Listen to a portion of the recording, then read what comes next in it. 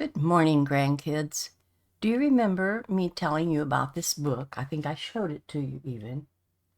And it was so good. I finally got it finished. And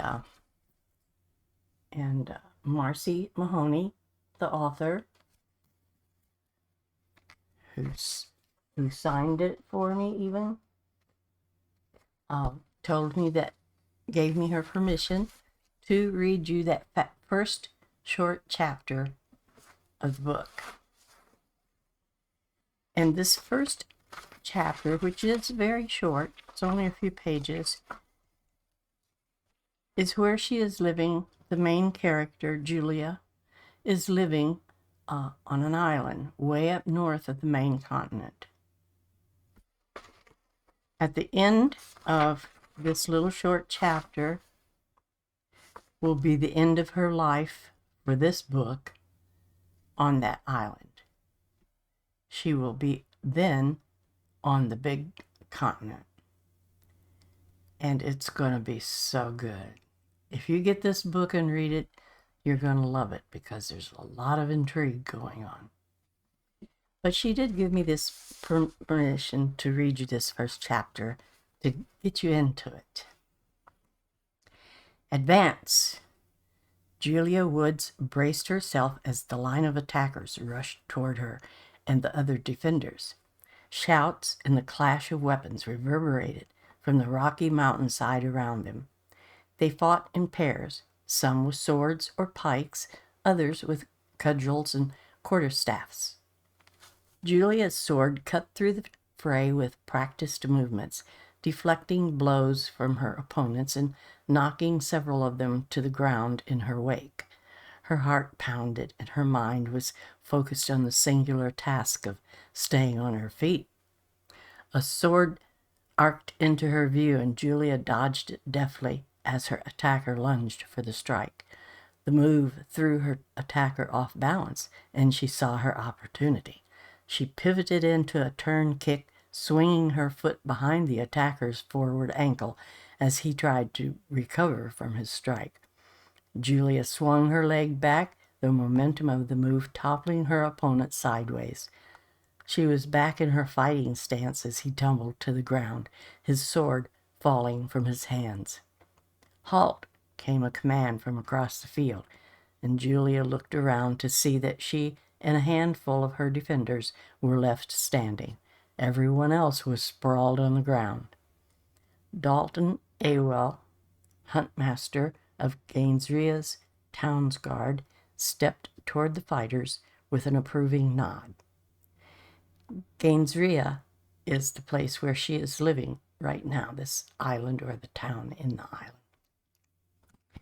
Good work on those disarming maneuvers. Those of you still on your feet. He called out over the group's shouts and laughter. As for the rest of you, we'll work more on them tomorrow. That's enough for this morning. Julia sheathed her sword and extended a hand to her opponent.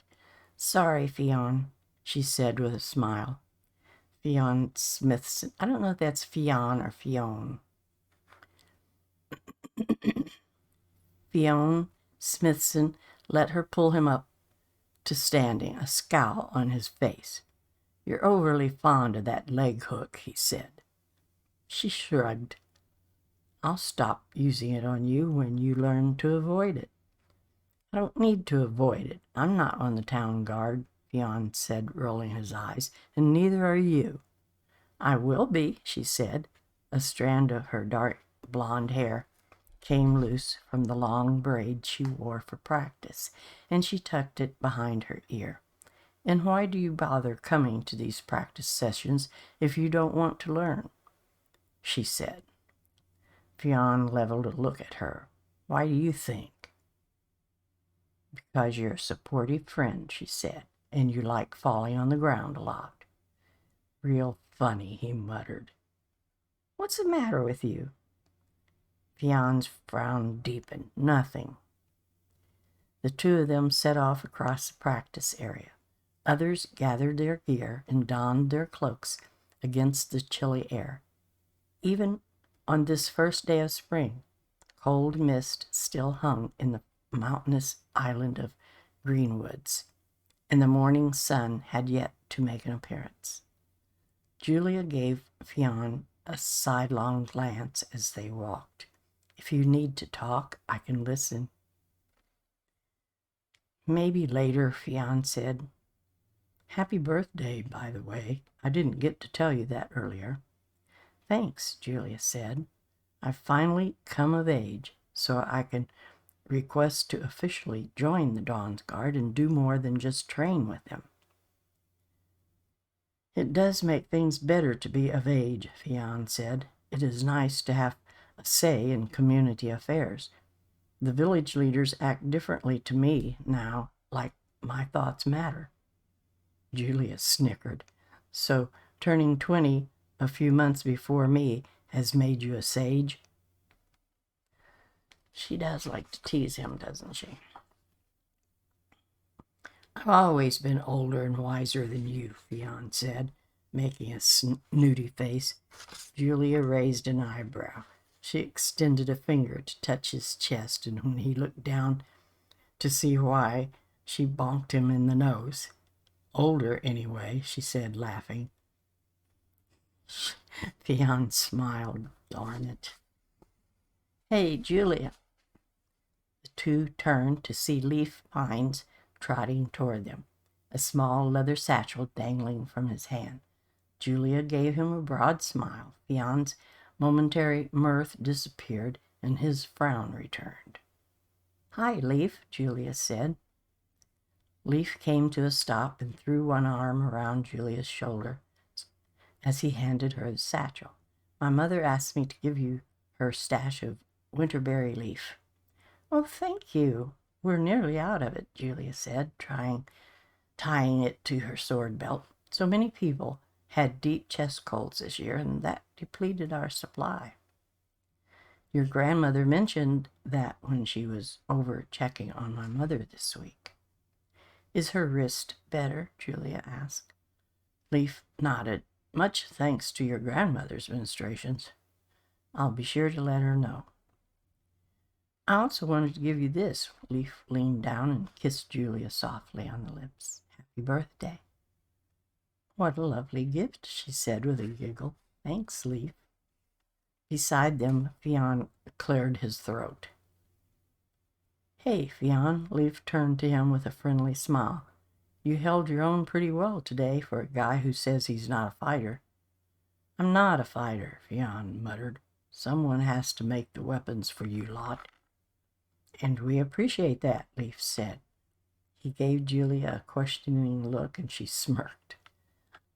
"I got him with the leg hook again."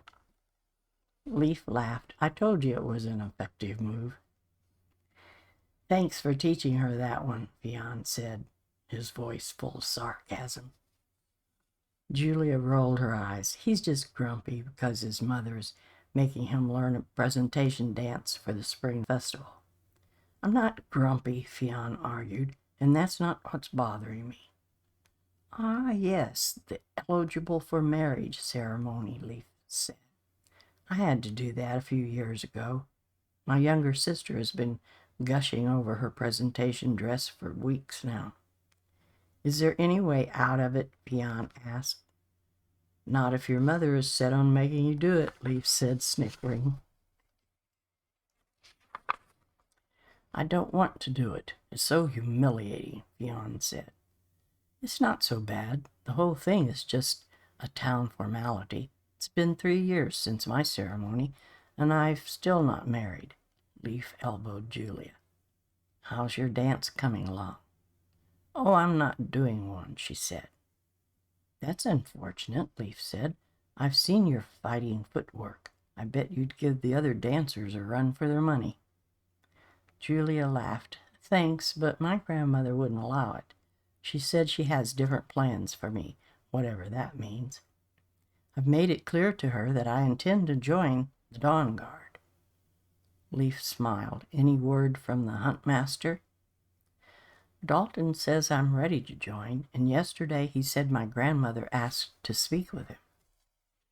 Well, that sounds promising at least, Leaf said. Julia snorted. Yeah, right. You know how she is. Anything I want has to pass her approval first, she said. I've been asking for weeks, and she's refused to speak about anything. At least I got her to tell me she's not presenting me. Fionn scowled. It should no longer be up to her what you do with your life. The bitterness in Fionn's voice surprised Julia. His eyes met hers, and she raised her eyebrows expectantly, but he said nothing more. Well, after today, it's not up to her, Julia said. I will ultimately make my own decision.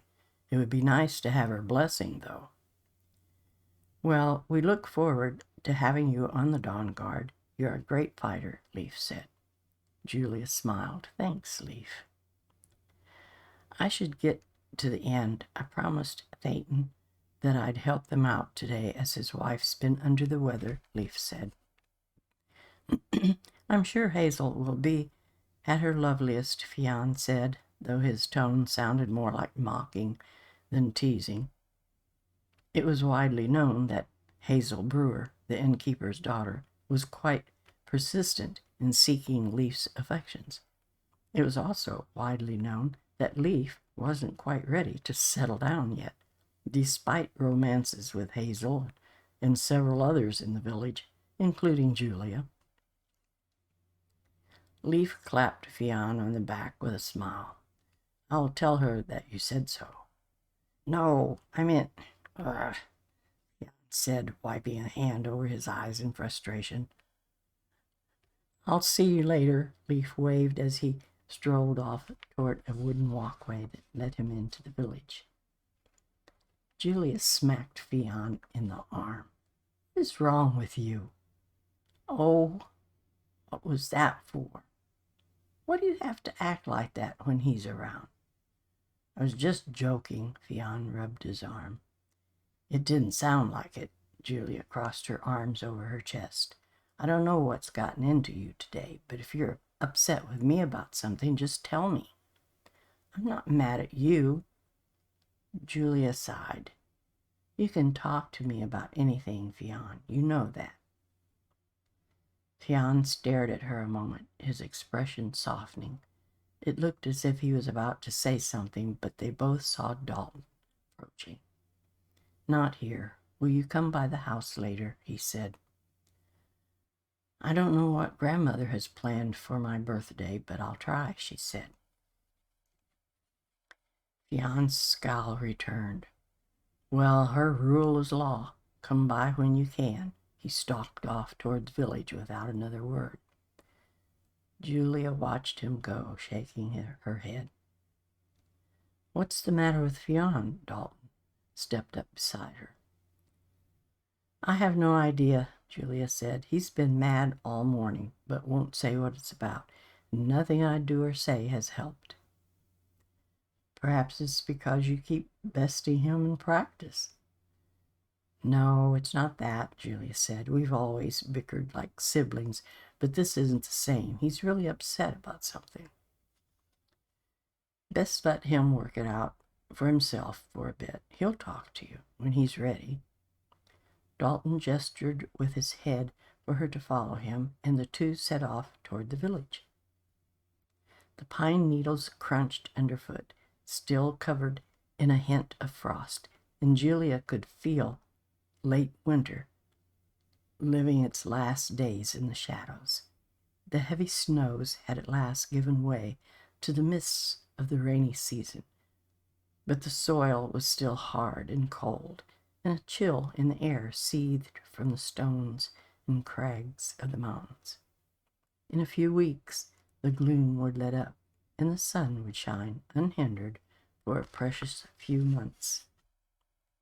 The northern isles endured short growing seasons. Those who survived in the jagged islands relied heavily on winter fishing in the high mountain lakes or game hunting in the forests. With skilled hunter-fighters such as Dalton, the little village of Gainesria had fared well in both finding food in the winters and keeping it. Other villages in the Isles were not as lucky, often falling prey to roaming bands of cutthroat thieves who called themselves reapers. Julia matched Dalton's stride easily as they traversed the forest path. "Did you speak with my grandmother yet?" "I did yesterday," her mentor said. "And what did she say?" Dalton threw her a sideways look. "I'm not at liberty to tell you." "Why?" "She wanted to address the matter with you herself today." Julia groaned. Why must she always be so difficult? "She has her reasons." Dalton's expression was even, but there was something in his voice that made Julia stop and look at him. "What is it, Dalton?" He shook his head. "Speak with your grandmother, and then we'll talk." "She can't tell me what to do after today," Julia said. "I've done everything she's commanded of me for 20 years, but I am not going to spend the rest of my life following her orders. She has to know that." Dalton cracked a smile. "You sound as stubborn as she does." "There's so much more I'd rather do on this island than sit at home with her watching herbs dry. I want to go on longer treks with the town's guard, rooting out reapers, hunting game in the high peaks. I want to see the other islands someday, too, if there's a way." Something in her words struck Dalton, and he looked away, conflict in his expression. "I have no doubt that you will find the adventure that you crave, Julia." Julia was exasperated. "Why won't you tell me what she said, Dalton?" "I gave her my word." Dalton started walking again, and Julia followed him.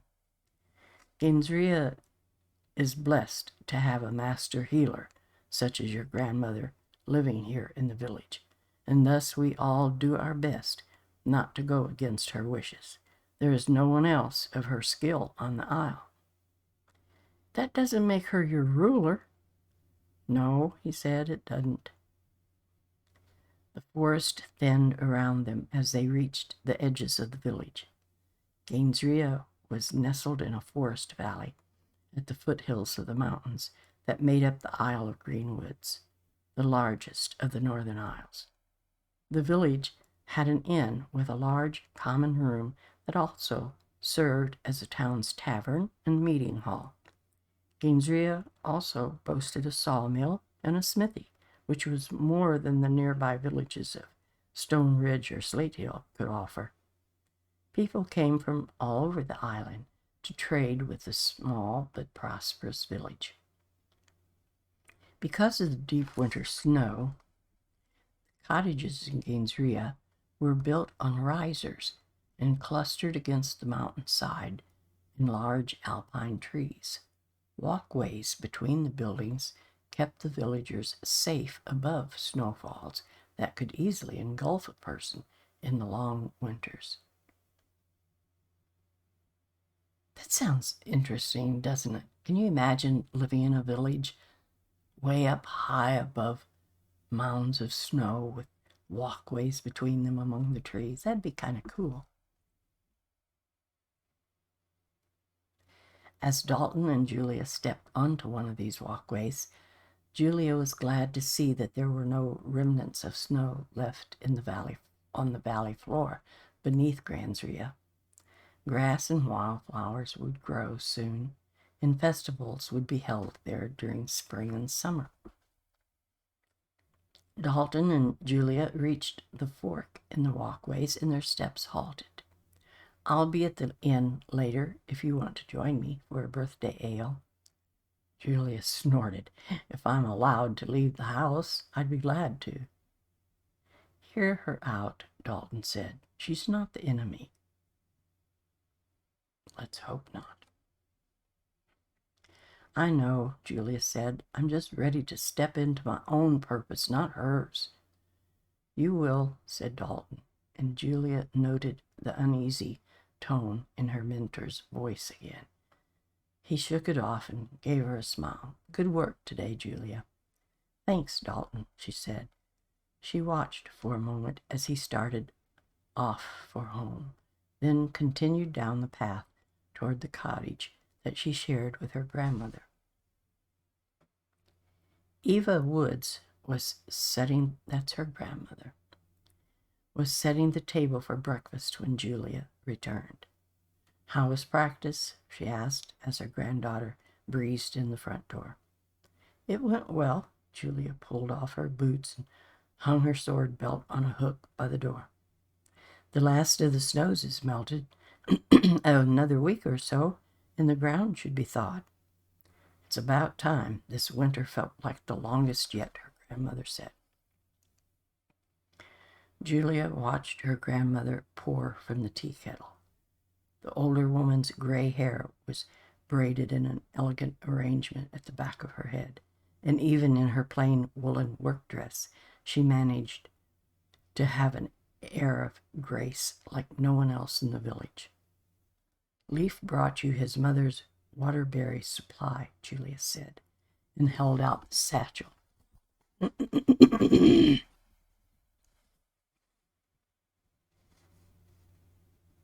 I lost my place.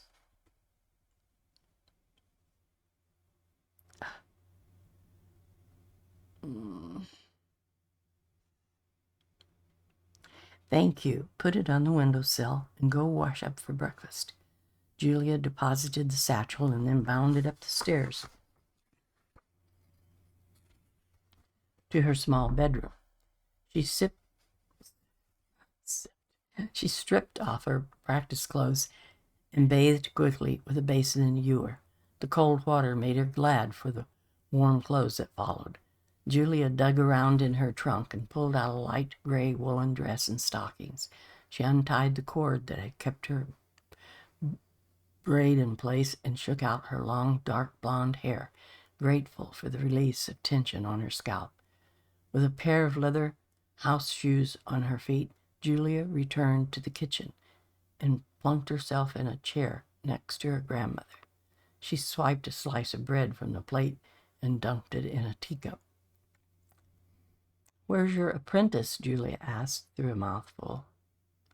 Eva frowned. "I will answer that when you can speak to me with proper manners." Not with her mouth full of bread. Julia sighed. She finished chewing the piece of bread and swallowed it, making sure to dab her mouth with a napkin before turning back to her grandmother with an overly demure smile. "That's better," Eva said. "Just because you train with ruffians doesn't mean you need to act like one."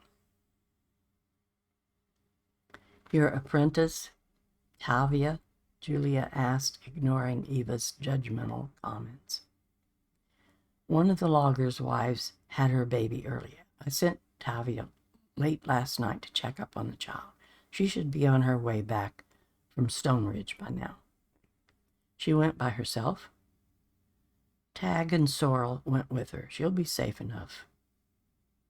"I meant I'm surprised that you let her go to tend a newborn on her own. You've never let her do that before," Julia said, "though I'm glad some of the town's guard accompanied her. The reapers are always most active at the end of the winter." "Tavia's apprenticed with me for 5 years. It's time to let her work on her own," Eva replied, sipping her tea. "This town will be in good hands with her as their healer when I'm gone." Julia rolled her eyes. How morbid. "That's not what I meant," Eva motioned to a bundle near the window. The prep table held a full rucksack, a sturdy pair of boots, Eva's portable herb kit, and her traveling cloak. "Oh," Julia said, "taking a trip to the other side of the aisle?" Farther than that, Eva's expression held excitement and something else, hunger. Julia's eyes were wide. "Off the island, then?" "Yes, to the mainland."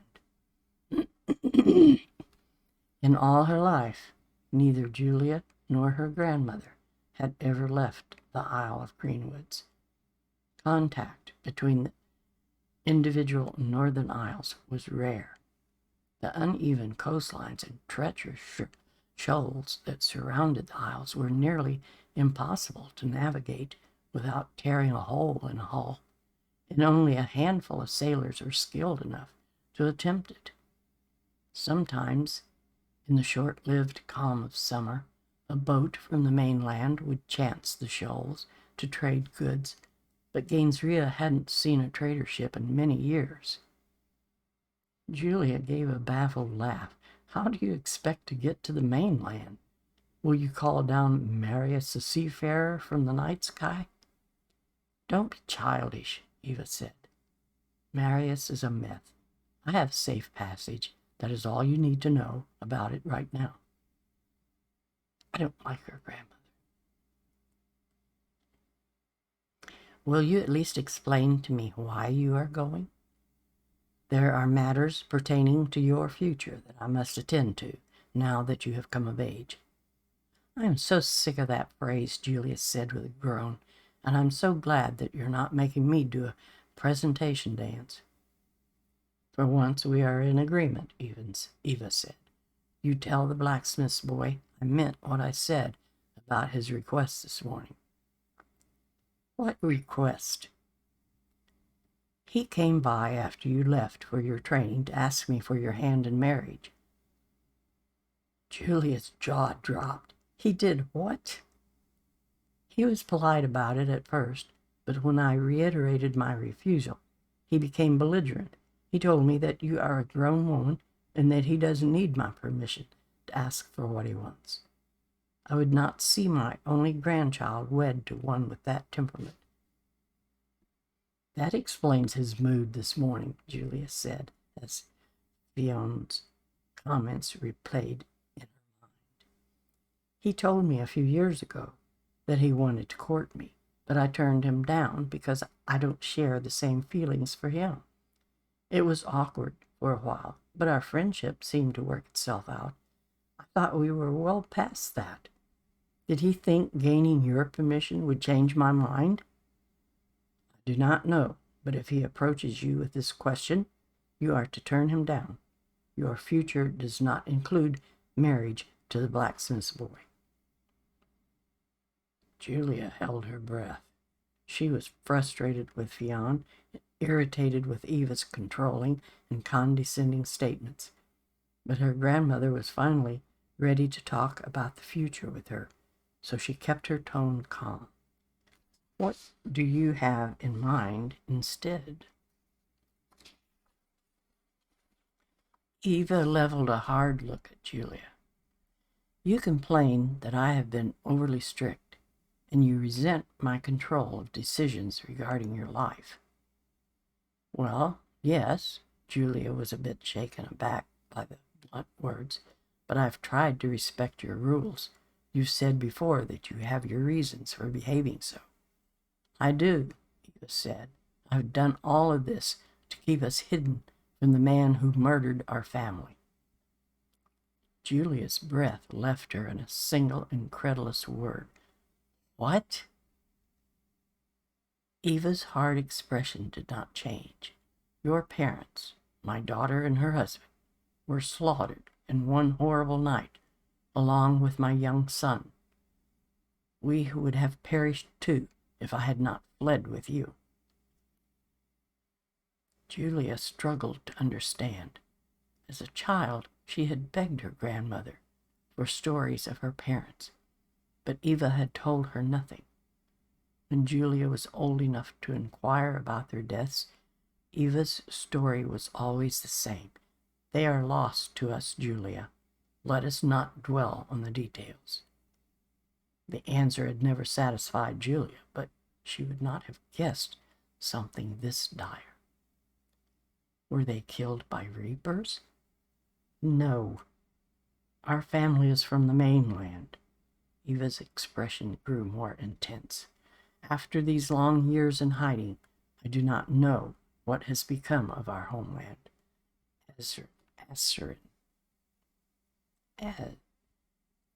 Azrin is the name of the homeland, the huge continent, or the city, I forget. And this is where you are going, Julia gestured to Eva's traveling gear, away off aisle to a place where someone wants you dead. Eva nodded, as if Julia's words did not bother her. I need to know what has happened while we have been away. Once I have a better idea, I will come back for you, and we can reclaim what we have lost. Are you planning on charging into battle? Julia asked with a short laugh. If need be, I need to know what resources we have first. Julia's smile faded. You're serious? I have allowed you to train under Huntmaster since you were old enough, Eva said. At first, I thought it a good way to manage your restlessness, but now I think it could prove useful in the coming days.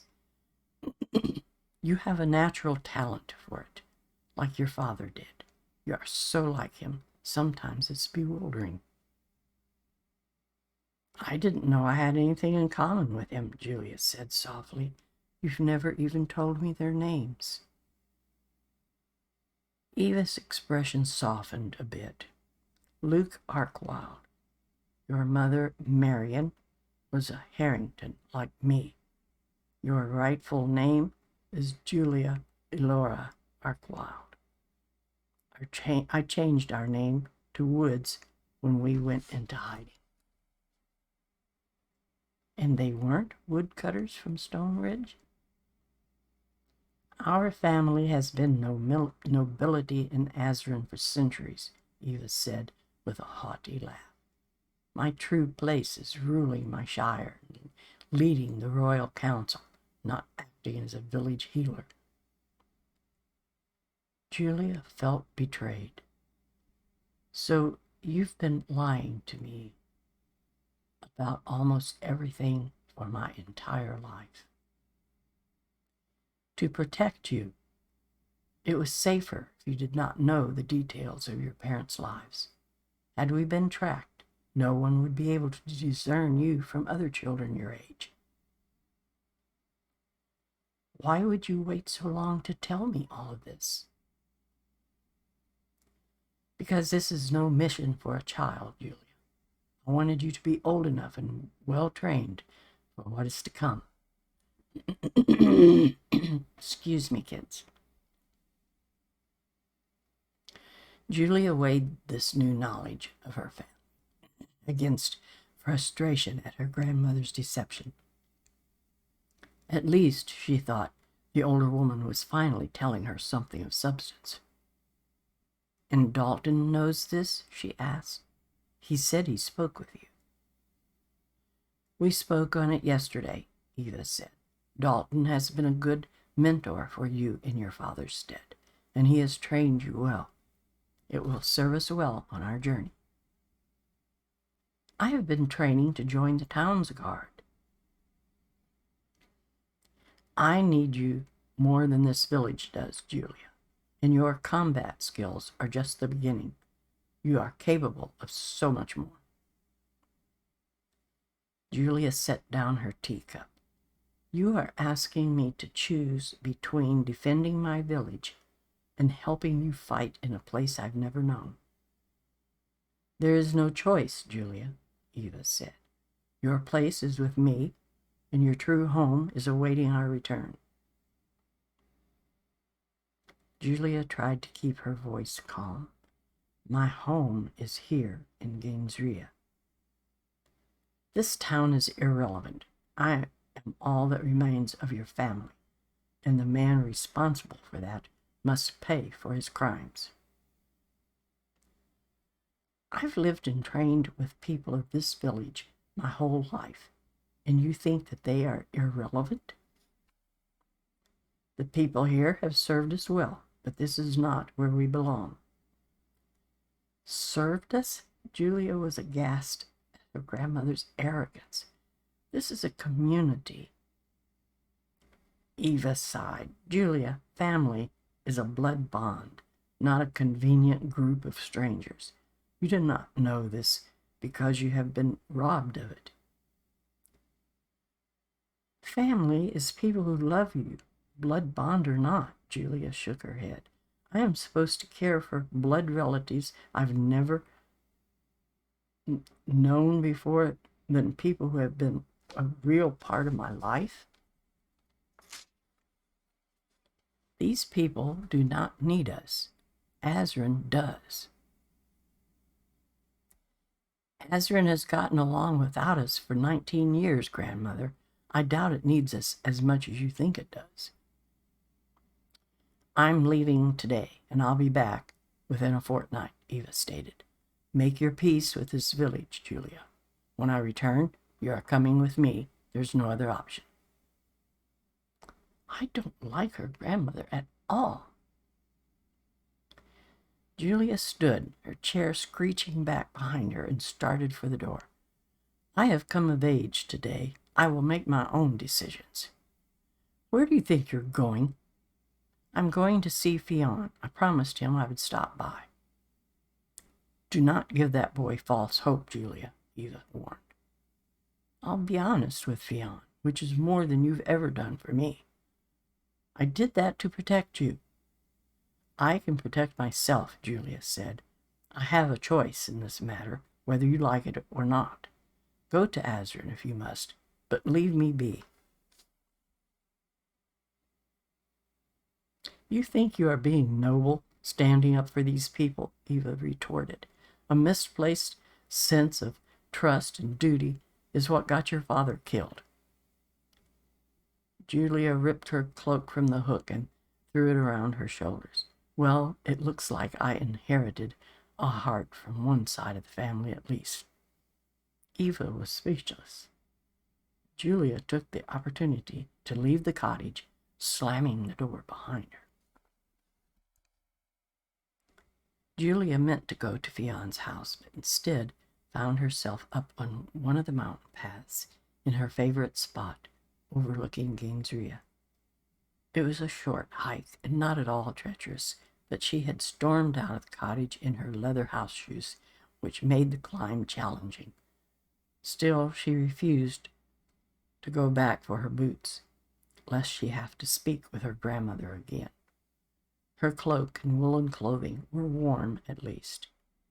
She sat on the rocky crag, staring at the little village below. Her grandmother's words infuriated her. How could she consider Gainesria and its inhabitants irrelevant when they'd played such a vital part in their lives? Julia saw smoke curling from the cook fires at Thayton's Inn below her, and the sound of Fionn's father hammering in the forge echoed off the mountain around her. She could see the small schoolhouse that she had finished attending last spring. Julia had learned her letters and numbers there, memorized the histories of the Isles, learned songs and stories of the northern folk, and was taught all about the structure of their local governments. And yet, she had very little knowledge of the place her grandmother called their home. She had seen old shipping maps of the mainland and some of the places beyond, but there was no one around who knew enough about it. It was so rare to venture away from the Northern Isles that little was taught about life off-Isle. If her grandmother was telling the truth, Julia had so much more to learn. It was daunting. But despite the heartbreak she felt at the thought of leaving Gainesria, the truth tugged at her. What were my parents really like? Why were they murdered? Dalton was the only father she had ever known. Was her real father anything like him? Eva had been less of a mother to her and more of a commander. She provided for Julia, cared for her when she was sick or hurt, and guided her in many ways. But she never truly gave Julia the love or comfort of a mother. When she saw how her friends' mothers interacted with them, it always left her longing for that maternal connection. And now the mother that she had known only and imagining a woodcutter's wife who walked with her baby girl under the pine trees was a lie. Below her, 3 figures came into view on one of the wooden walkways to the east. Tavia had returned with Tag and Sorrel. Julia thought about going to speak with Tavia, but decided against putting her in the middle of the argument. Perhaps Tavia already knew. Her conversation with Dalton returned to her mind, and Julia's heart constricted. How could she leave Dalton, or Fionn, for that matter, even though she was frustrated with him? Or Leaf, she thought, though she knew things were complicated with him even before this journey became a possibility. He was sweet, and they had a lot in common, but despite the fun they had, he was not ready to commit to anyone, and she wasn't sure that she was either. Things with Leaf might be different after she returned from this journey. If we return.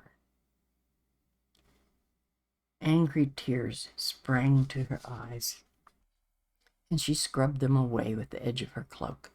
Gainsria and its people were woven into the fabric of her heart and her life. She was furious with her grandmother for her secrets and lies, and for her arrogance. Julia had always done as she was told, in the hopes that she would have the freedom to live her life as she saw fit when she was old enough. Now she had reached the age of her freedom, but her grandmother still had control over the knowledge of who she truly was. The only way to learn was to go with her. Will I ever be allowed to follow my own path? She wondered. She pulled her knees up and wrapped the cloak closer around herself. The mist was finally lifting, and a few rays of mid-morning sunlight filtered through. The first day of spring was supposed to bring the promise of warmth and new life. Julia sighed, feeling the chill of the stones beneath her and the weight of choices ahead of her. Silence hung heavy in the room after Julia had left, and Eva set aside her tea, unable to finish. She snorted to herself, thinking of Julia's impetuous words. The girl had known no other life but this one. She couldn't possibly understand what glory lay before her. Once Julia understood her true purpose and the importance of Eva's mission, the two of them would crush their enemy. She relished the thought, even as she gripped the teacup with white-knuckled hands. Don't know about this woman. Eva rose and made quick work of cleaning and putting away the dishes. Perhaps it's for the best that Julia ran off before my departure, Eva muttered to herself. The only thing her granddaughter had wanted more in life than joining the Dawn's Guard was knowing more about her parents.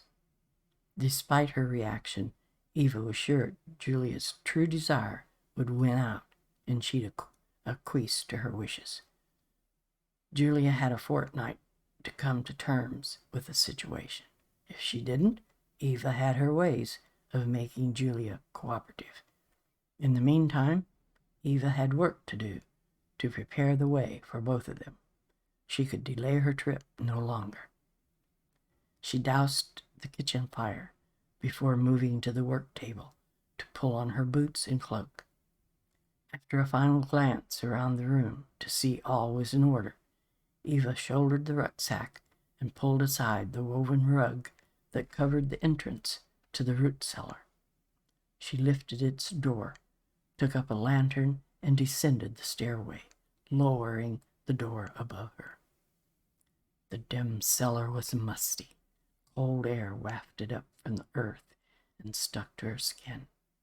The gnarled roots of the tree that supported their home seemed to flicker and wreathe in the dancing lamplight. Eva approached the trunk of the tree and placed her shaking palms against it. She closed her eyes and exhaled. Gate of refuge, let me pass. I release your binding. Beneath her palms, the tree gave a shudder. She stepped back as a rush of wind enveloped her and extinguished the lantern light, plunging the room into darkness. With a rending crack, the bark of the tree shifted and crawled, opening to reveal a churning void. Shadows spilled from the opening into the room and dissipated to reveal morning light in an expanse of forest. The cellar filled with the scent of bracken and detritus. Eva took a deep breath of fresh air and stood for a moment on the threshold of the other place.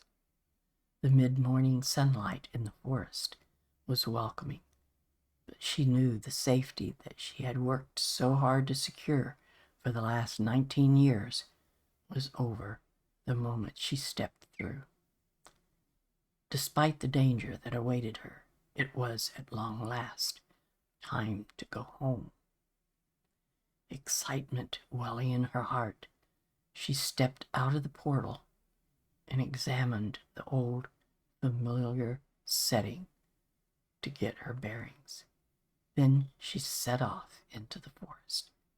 Behind her, tree bark grew over the gateway. So that's the end of this first little thin chapter, which Miss Mahoney said that I could read to you. So after that chapter, she is in this huge continent where all the rest of the story takes place. And it's very, very exciting. Much is going on. It's so well written. And I know that you will, if you like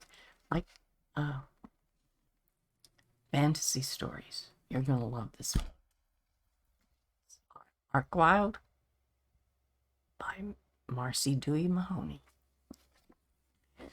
So I know this was a long video, but thank you guys for listening. I hope you enjoyed it. Bye-bye.